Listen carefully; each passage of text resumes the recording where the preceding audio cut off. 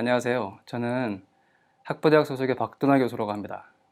학부대학에서 가르치고 또 연구하는 분야는 생명과학인데요. 자세하게는 의학과, 치의과의 기초생명과학과 전교생을 대상으로 하는 생명과학 교양 과목인 문명과 질병이라는 과목을 가르치고 있습니다.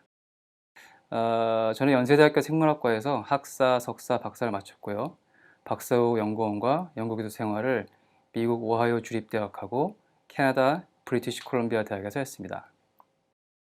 세부 전공은 분자유전학입니다. 분자유전이라고 하면 어떤 분야일지 궁금한 분들이 있을 텐데요. 간단히 말씀드리면 전통적인 유전학을 분자생물학적인 테크닉을 이용해서 연구하는 학문이라고 생각하시면 됩니다.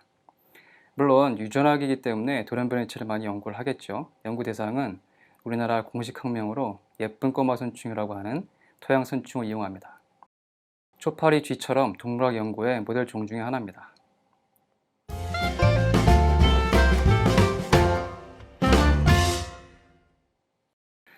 네, 생물학이란 무엇인가? 라고 질문을 해주셨는데요. 생명과학의 개념을 한마디로 정의하기는 힘들지만 과학 안에서 본다면 물질과학과 대비되는 학문이라고 할 수 있습니다. 물질과학이 생명이 없는 물질에 대해 연구한다면 생명과학은 생명이 있는 모든 존재의 생명 원리를 탐구하는 학문이라 할 수 있겠죠. 생명 원리의 근본은 진화입니다. 따라서 진화라는 틀 안에서 생명을 가진 개체, 군집, 생태계가 어떠한 상호작용을 하고 있는지를 연구하는 겁니다.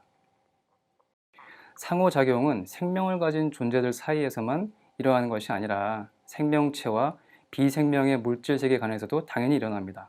환경이겠죠.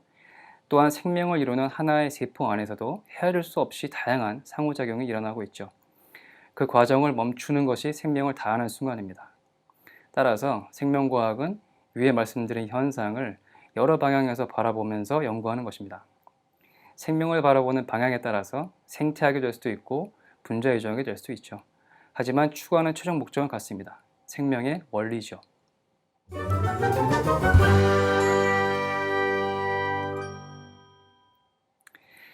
네, 생물학과 교양교육에 관하여 라는 질문인데요. 생명과학하고 교양교육에 대해서 얘기를 하려면 먼저 교양교육의 정의와 중요성에 대해서 말씀드리는 것이 순서일 것 같습니다. 한국교양기초교육원, 교교원이라고 하죠. 교양기초교육원의 대학교양 기초교육 표준안에 의하면 교양기초교육이란 대학교육 전반에 요구되는 기본적인 지식 및 자율적 학구 능력의 함양을 포함하여 인간, 사회, 자연에 대한 폭넓은 이해를 바탕으로 올바른 세계관과 건전한 가치관을 확립하는 데 기여하는 교육으로서 학업 분야의 다양한 전문성을 넘어서서 모든 학생들에게 요구되는 보편적인 교육이다. 특히 글로벌 정보 사회라는 새로운 시대상을 맞아 비판적, 창의적 사고와 원활하고 개방적인 의사소통을 통해 공동체의 문화적 삶을 자율적으로 주도할 수 있는 자질을 함양하는 교육이다 라고 정의합니다. 세계적인 추세를 보면 이미 대학에서 배운 전공과 사회에 나가서 갖는 첫 직업이 일치하지 않는 비율이 매우 높고 그마저도 해가 갈수록 이직을 자주 하면서 점점 대학 전공과는 관계가 없는 직업을 갖게 됩니다. 평생 직장이라는 개념이 희박해진 지금 대학을 마치고 사회에 나가서 전공학과의 지식만으로 살 수 없는 시대가 됐습니다. 그렇다면 대학에서 어떤 교육을 받아야 사회의 진정한 일원으로 행복하게 살 수 있을까요? 바로 교양교육입니다. 아직도 교양교육을 전공학점 채우고 남는 학점 때우는 과목이라고 큰 오해를 하는 사람들이 너무 많습니다. 이제는 교양교육의 중요성을 인식하고 교양교육을 확대하고 강화할 때입니다. 이제 교양교육으로서의 생명과학이 어떤 모습을 거쳐야 할지 제 생각을 말씀드리겠습니다. 생명과학은 당연히 과학의 일부이죠. 앞서도 말씀드렸지만 자연을 이해하고 인간을 이해하려는 것입니다. 생명과학의 창을 통하여 바라봤을 때 학생들이 배울 수 있는 역량들이 있고 특히 누구나 이해해야 할 핵심적인 개념들이 있다고 생각합니다. 이와 같은 역량과 핵심 개념들을 이미 미국에서는 20년 전부터 학부생에게 생명과학을 어떻게 가르칠 것인가 라는 주제로 연구를 해왔고 합의점에 이를 비전과 체인지라고 하는데요. 간단히 소개를 드리겠습니다.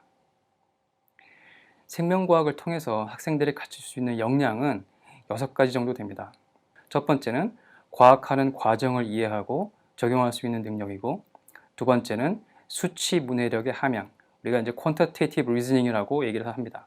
세 번째는 문제를 모델링하고 유추할 수 있는 능력, 네 번째는 다른 과학 분야와 융합적 사고를 할 수 있는 능력, 다섯 번째는 다른 학문 분야와 융합적 사고를 할 수 있는 능력, 여섯 번째는 과학과 사회의 관계를 이해할 수 있는 능력입니다.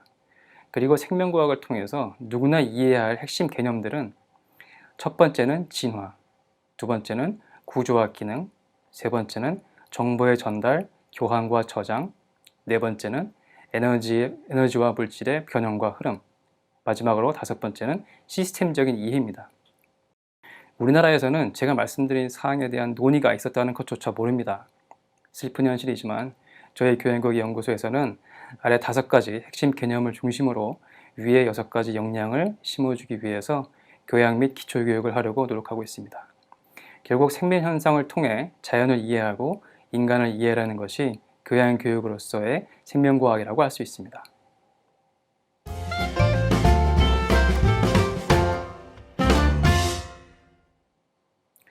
네, 마지막으로 과제와 희망에 대한 질문을 해주셨는데요.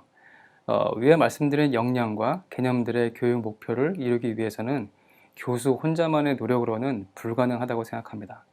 세계적으로 융복합이라는 말이 교육학에서 유명해지니까 융합 과목 만들려고 난리를 치죠.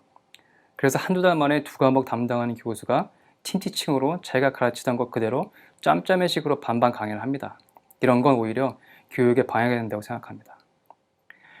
위의 목표를 이루려면 먼저 교수자가 자기의 전공 영역을 벗어나서 엄청난 연구를 해야 하고 많은 다른 분야의 사람들을 만나서 소통을 해야 합니다. 한두 해 될 수 있는 일이 아닙니다. 따라서 이러한 교수자의 노력을 학교 당국은 적극적으로 도와주는 교육 정책과 행정을 해야 하겠죠. 저도 나름대로 제 전공 영역을 벗어나 다양한 학문을 접하고 그들을 생명과학 교양교육에 접목시키려고 노력하고 있습니다.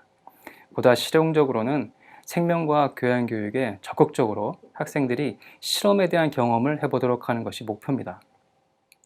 생명과학의 모든 개념은 당연히 실험 결과로부터 나온 것이고 앞으로도 그럴 겁니다.